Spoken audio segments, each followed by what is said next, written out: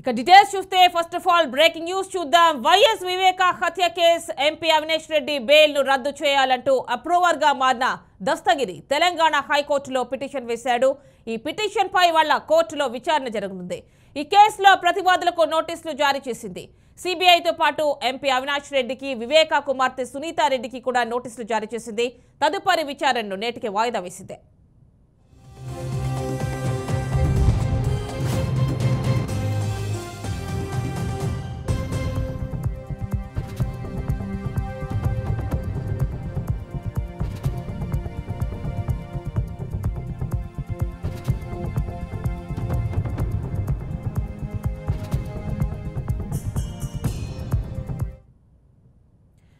YS వివేక హత్య కేసులో MP Avinash Reddy bail ను రద్దు చేయాలంటూ అప్రూవర్ గా మారిన దస్తగిరి తెలంగాణ హైకోర్టులో పిటిషన్ వేశాడు.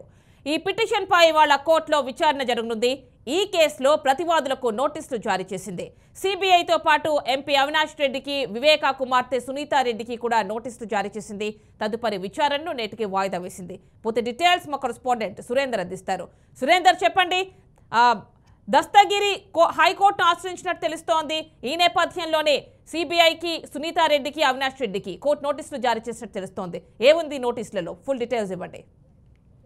యామిని, ఏపీలో ఎన్నికల వేళ వైఎస్ వివేక మర్డర్ కు సంబంధించిన కేసు మరోసారి తెర మీదకి వచ్చిందని చెప్పవచ్చు. దీనికి సంబంధించి ముద్దాయిగా ఉంటూ రిమాండ్ మీద బయట తిరుగుతున్నటువంటి అవినాష్ రెడ్డి బెయిల్ ను రద్దు చేయాలి, వెంటనే అతని కస్టడీలోకి తీసుకోవాలని చెప్పి తెలంగాణ హైకోర్టును A4 ముద్దాయిగా ఉన్నటువంటి అప్రూవర్ గా మారిన దస్తగిరి హైకోర్టును ఆశ్రయించారు. దానికి సంబంధించి ఈ రోజు విచారణ కూడా జరగబోతోంది. కేసుకు సంబంధించినటువంటి పూర్తి విచారణ కోసం తదుపరి ఆ కేసులో ఉన్నటువంటి సిబిఐ కావచ్చు, వివేక కుమార్తె సునీతా రెడ్డికి, అలాగే అవినాష్ రెడ్డికి కూడా నోటీసులు జారీ చేశారు. వాళ్ళందరూ కూడా ఈ రోజు విచారణకు హాజరు కావాలని చెప్పి పిలిచారు. అంటే కేసులో ప్రధానంగా బయట తిరుగుతున్నటువంటి అవినాష్ రెడ్డి కీలక సాక్ష్యాధారాలను అందరినీ కూడా ప్రలోభ పెట్టే అవకాశాలు ఉన్నాయి. కాబట్టి ఇతని బెయిల్ రద్దు చేయాలని చెప్పి అప్రూవర్ గా మారినటువంటి దస్తగిరి హైకోర్టును ఆశ్రయించడంతో వెంటనే ఈ రోజు విచారణ జరుగుతా ఉంది. విచారణ నేపథ్యంలో అందరూ కూడా ఈ రోజు కోర్టుకు హాజరయ్యే అవకాశం ఉన్న నేపథ్యంలో ఇటు సిబిఐ,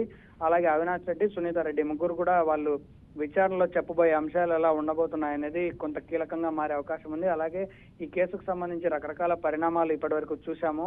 సునీతా రెడ్డి ఫ్యామిలీ విషయంలో కావచ్చు, అలాగే అవినాష్ రెడ్డి ఫ్యామిలీ విషయంలో కావచ్చు, రకరకాలుగా అంటే ఇటువైపు కేవలం ఎన్నికల కోసము, అధికారం కోసమే జగన్ లక్ష్యంగా వివేకాను మర్డర్ చేయించారని ఒకవైపు, అలాగే కేసులు అప్రూవంగా మారినటువంటి దస్తగిరి కూడా ఏకంగా సీఎం జగన్ పేరును, అలాగే అవినాష్ రెడ్డి పేరును పదే పదే ప్రస్తావించడంతో ఆ అంశాలను బేస్ చేసుకున్నటువంటి కోర్టు కూడా ఈ రోజు వాళ్ళందరినీ కూడా పిలిచి విచారణ చేస్తా ఉంది. మరి విచారణలో ఎలాంటి విషయాలు వెల్లడవుతాయి, దీనికి సంబంధించి తదుపరి నిర్ణయం ఎలా ఉండబోతుంది అనేది మాత్రం చూడాలి. కానీ ఇప్పటి వరకు జరిగినటువంటి ప్రాథమిక విచారణ నేపథ్యంలో అవినాష్ రెడ్డిని కూడా అరెస్ట్ చేశారు. అరెస్ట్ చేసిన తర్వాత వెంటనే పూచికత్తు బెయిల్ కింద అతను బయట తిరుగుతా ఉన్నాడు. అలాగే దేవిరెడ్డి శివశంకర్ రెడ్డి కూడా ఇటీవల బెయిల్ మీద బయటకు వచ్చాడు. ఆయన బెయిల్ మీద కూడా మరోసారి హైకోర్టుకు వెళ్లే అవకాశం కూడా ఉంది. అంటే ఈ కేసులో ఉన్నటువంటి ప్రతి ఒక్కరు కూడా ఎంతో కొంత ప్రభావితం చేస్తారు. మరోసారి ఏపీలో ఎన్నికలు జరుగుతున్నాయి. గత ఎన్నికల్లోనే ఈ వివేకాన్ని అడ్డు పెట్టుకుని అధికారంలోకి వచ్చారు. మరోసారి అదే పరిస్థితి కొనసాగుతా ఉంది. వీళ్ళందరినీ కూడా బెయిల్ రద్దు చేయాలని దస్తగిరి కోరుతున్నటువంటి నేపథ్యంలో మరి కోర్టు ఎలాంటి నిర్ణయం తీసుకుంటున్నది